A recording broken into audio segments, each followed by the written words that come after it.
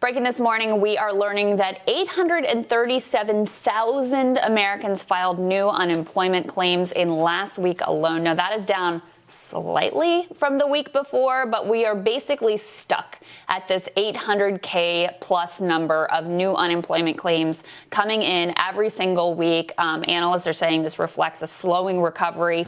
There are some positive signs. Consumer confidence a little bit up. Consumer spending is up by about 1%, but at the same time, personal incomes, because of Congress's failure to act and pass a second stimulus here, personal incomes have fallen almost 3%, which is really troubling. Yes, and look, 3% may not sound like a lot. That is actually a matter of life and death for a lot of people. Overdraft fee, no overdraft fee. Let's not overstate it. And so I think that, understate it. I think it's very important to understand, again, the snapshot of what's happening here. And we probably sound like broken records, because it is a broken record in terms of the story. Yeah. 800K job loss per week, 7 months into a pandemic, is a disaster. That means that there is a slow roll, basically, of job loss, which, I mean, it's not even that slow, of accelerating permanent job loss. And again, put yourself in the mind of a business. Let's think about this logically. If you're failing now, that means you tried to hold on, you took your PPP money, you tried to do this, you did everything you could, you opened your restaurant at 25%, you tried curbside delivery service, all of that.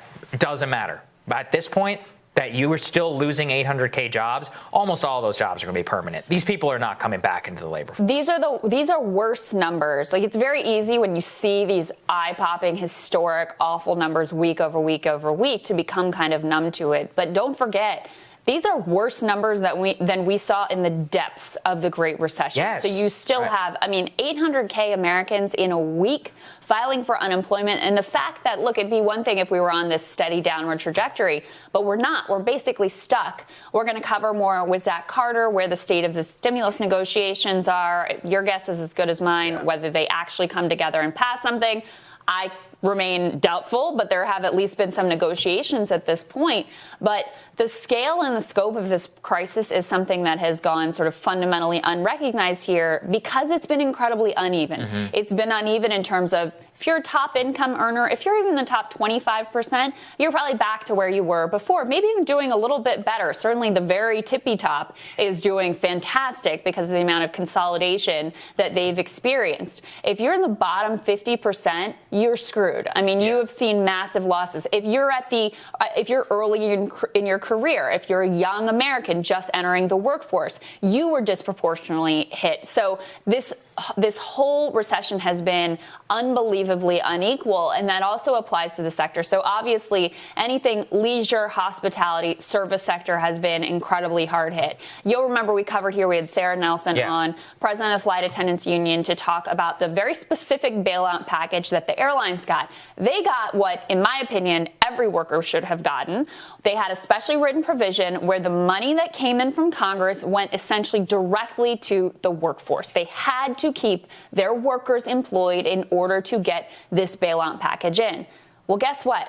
Congress didn't act, and that provision expired yesterday. So guess what's happening now? You have thousands, tens of thousands, 32,000 workers who are being furloughed now by these airlines. And look, I'm as quick to blame corporate excesses as anyone. This is really not their fault. Capacities plunged at the beginning of this crisis and have only returned to a third of normal. They've been telling Congress, this is coming, this is coming, this is coming, and no one did anything about it. They say that, if they get a package now, that they'll bring the workers back online, that they will reverse the furloughs, but tens of thousands of people losing their jobs like this, that's a horror show. No, it's horrible. There have been I was just looking at this, 69,000 jobs in the last 24 hours announced in terms of cuts. So Disney, American Airlines, and Goldman Sachs, and United as well. That's a lot of people. And again, none of these people were high-income earners to begin with. Oh, and unemployment insurance has expired and Congress hasn't made anything up. Oh, and there's no stimulus package. Now, like you said, look, Is there going to be a stimulus package? I have no idea. Steve Mnuchin and Nancy Pelosi have been meeting a lot over the last 24 hours. Does it mean anything?